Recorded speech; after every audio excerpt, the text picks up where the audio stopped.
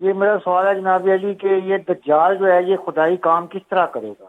یہ مردے زندہ کر دے گا، سورج مغرب کی طرف پلٹائے گا، یعنی کہ خدائی کام کس طرح کرے گا؟ کون اس کو کتنی طاقت اس کو کہاں سے ملے گی؟ خدائی کام کرے گا یہ نہ کہا جائے. خدائی کام کیا کرے گا؟ یہ خدائی کرے گا، ایمان ہوگی، کھود ڈالے گا سب کے ایمان، جو اس کے ہاتھ میں آئے گا. جس کو اللہ بچائے گا اس کے نہیں کھود پائے گا. یہ اصل شعبدے باز ہوگا، جادو کے کرشمے دکھائے شعبدہ.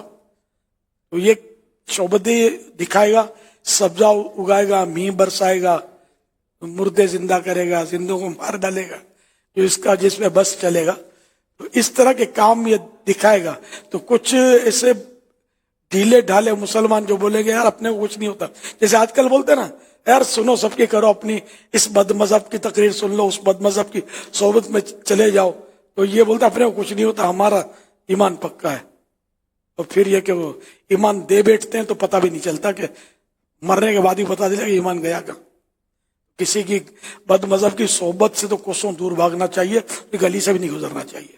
ہم بھلے اپنی سنیت بھلی، اپنا مسلک بھلا، علماء اہل سنت بھلے، اور یہ اس کو سمجھنے کی کوشش کریں. تو خیر، تو یوں مطلب وہ بولیں گے ہم تو بہت پکے ہیں، ہمیں کچھ نہیں ہوتا. تو وہ دجال تو خالی دیکھنے جاتے ہیں دجال بھلا کرتا کیا ہے. تو وہ دجال کا تماشا دیکھنے جائیں گے. دجال کو دیکھنے جائیں کرتا کیا ہے. وہ جب میہ برسائے گا، بارش برسائے گا، سبزہ اگائے گا، اور یہ سب یہ شعبدے دکھائے گا نا، تو یہ ڈھیلے ڈھالے مسلمان، پہلے مسلمان تھے جو ڈھیلے ڈھالے، اب یہ دیکھنے گئے تھے، اب اس کی مصیبت میں پھنس جائیں گے کہ یہ صحیح تو ہے، یہی تو خدا ہے، یہ بھی تو یہ کر رہا ہے سب. اس لیے مطلب اسی کی الٹے سیدھے لوگوں کی تقریریں، خطابات، یہ سوشل میڈیا کے یہ کلپس وغیرہ بد مذہبوں کے جائز بھی نہیں ہے دیکھنا. ہاں، ایمان کا خطرہ ہوتا ہے بعض اوقات. اب اپنے کو تو پورا اسلام تو پتہ ہی نہیں ہے نا، پوری باتیں تو پتہ نہیں ہے دین کی، تو وہ بولے ہم کو یار یہ صحیح لگتا ہے. تو پھر یہ کہ اس کا لنک بھی بعض اوقات ہوتا ہے اتنے سے کلپ کا، پھر اس پہ جائے گا تو پوری تقریر سنے گا تو خدا جانے کیا ہو جائے. سوشل میڈیا تو آج کل ایمانوں پر جیسا تیسا وار کر رہا ہے لوگوں کے، اور لوگ دھڑا دھڑ ہو سکتا ہے گمراہ ہو رہے ہوں گے. اللہ ہم سب کا ایمان سلامت رکھے. صرف علماء اہل سنت کو سنیں، آپ عاشقان رسول کو سنیں. میں تو بولوں گا دعوت اسلامی کا دامن پکڑا ہے تو چھوڑیے گا مت. دعوت اسلامی کے ماشاءاللہ بے شمار کلپ وائرل ہوتے رہتے ہیں، پوری ویب سائٹ اپنی بنی ہوئی ہے، اس پر اتنا مواد ہے کہ زندگی ختم ہو جائے گی. اب اس کو سنتے پڑھتے پورا نہیں ہو سکے گا. تو ادھر ادھر کائے کو جاتے ہیں؟ جب آپ کے پاس سب کچھ ہے تو پھر ادھر ادھر کیوں جاتے ہیں؟ ادھر ادھر کا ٹیسٹ نہیں کریں، اب پھنس جائیں گے، خدا نہ خواستہ ایمان چلا جائے گا.